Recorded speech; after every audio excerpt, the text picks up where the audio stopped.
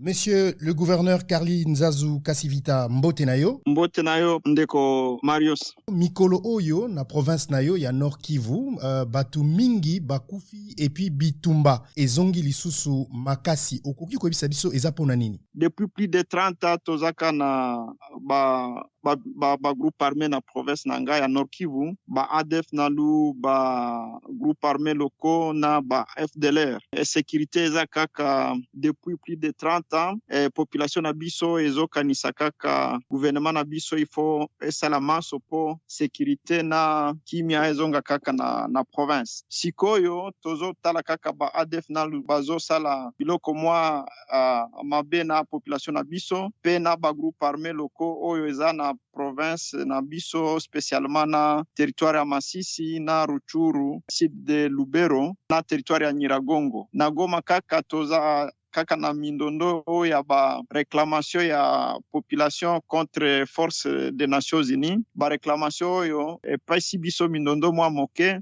Epesi bino mindondo, monsieur le gouverneur, batu bakufi kasi yo opekisi ba manifestation wana pona nini? Topekisi yango parce que mindondo ezaka mwa mingi na kati ya ba manifesta wana tozwika batu o baza na minduki na kati ya ba manifesta wana tomoni kaka bazo violenter ba droit de l'homme, bazo beta bana po bakende ekole te, bazo beta batu po basirkile te. Toyebi ka liberté ya manifestation eza reconnue na constitution, mais sengeli il faut respecter kamibeko na biso.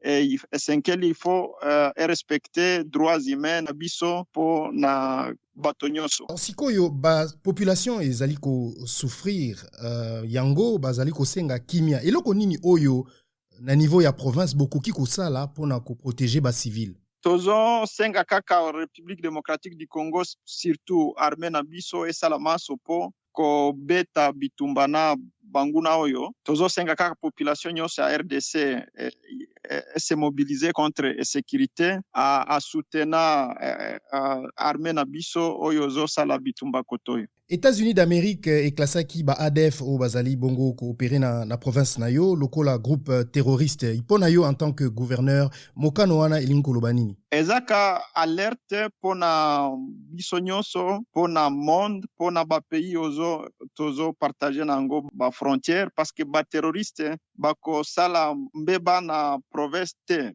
province ya Nord Kivu. Soki totiki bango kaka na espace oyo bakoki kosala mbeba na République démocratique du Congo au-delà même na ba frontière na biso. Ezaka alerte pona biso to se mobiliser pour que monguna oyo ya ADF to betaye to longaye na pays na biso. Monsieur le gouverneur Carly Nzazu Kasivita, merci nayo. Merci kaka ndeko Marius.